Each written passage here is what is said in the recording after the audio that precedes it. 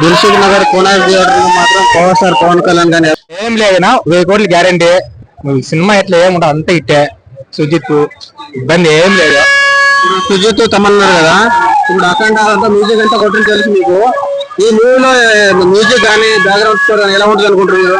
దమ్మలు ఎదురుతాయినా ఏం లేదు, మొత్తం మీకు దాకా చూడండి సిలబస్ చెప్తున్నాయా.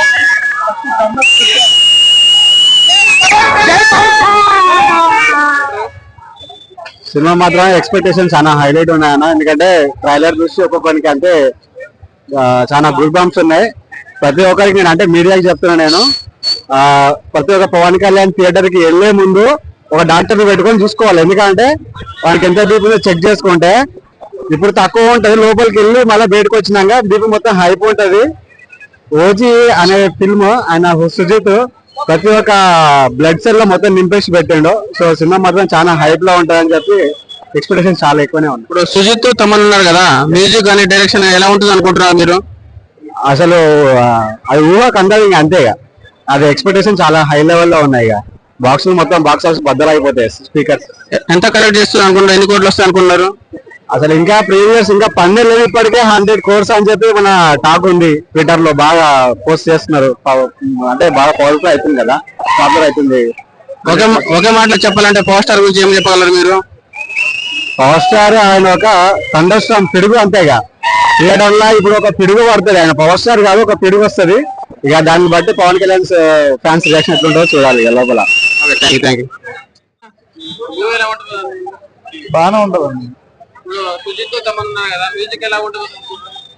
ఎరగదీశారు కదా ఆల్రెడీ మ్యూజిక్. ఎన్ని కోట్లు కలెక్ట్ చేద్దాం? ఫస్ట్ 150.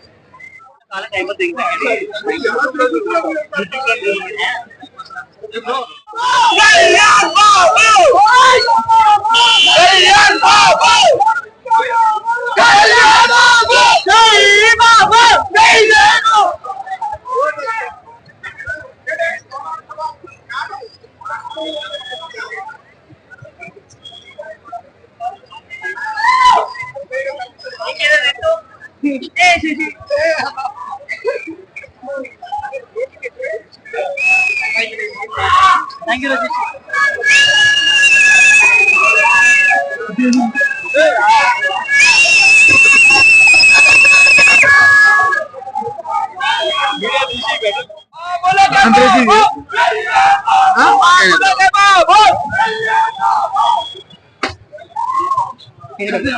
చిరంజీవి తమ్ముడు జగన్